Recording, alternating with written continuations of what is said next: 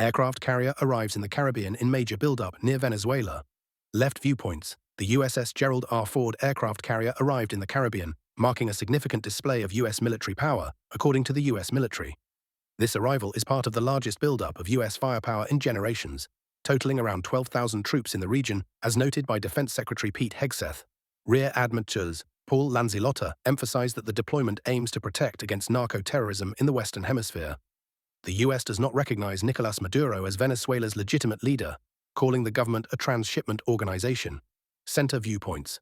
On Sunday, the USS Gerald R. Ford arrived in the Caribbean Sea, a high-profile deployment the Trump administration calls a counter-drug operation, but critics see as pressure on Venezuelan President Nicolas Maduro. Defense Secretary Pete Hegseth called the deployment Operation Southern Spear, completing the largest U.S. buildup in generations, with around 12,000 troops on nearly a dozen Navy ships. Since early September, U.S. strikes on small boats have killed at least 80 people in 20 attacks tied to drug transit routes in the Caribbean and Eastern Pacific Ocean, but officials have released no evidence those killed were narco-terrorists. Venezuela's government recently touted a massive mobilization of troops and civilians, while Venezuelan President Nicolas Maduro says the U.S. is fabricating a war, stoking regional anxieties. Senate Republicans recently rejected legislation limiting attacks on Venezuela without U.S. Congress authorization, while experts disagree on strikes against land targets inside Venezuela, and the administration aims to stop the drugs coming in by land. Right viewpoints. The USS Gerald R. Ford, the nation's most advanced aircraft carrier, arrived in the Caribbean Sea, marking a major buildup of U.S. military power in the region. The Trump administration claims this buildup is part of a counter-drug operation against Venezuelan President Nicolas Maduro, despite no evidence supporting their assertions. Rear ADM.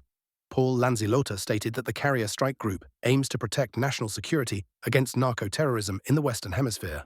Secretary of State Marco Rubio emphasizes military action and the necessity of stopping drug trafficking, leading to increased tensions with Venezuela.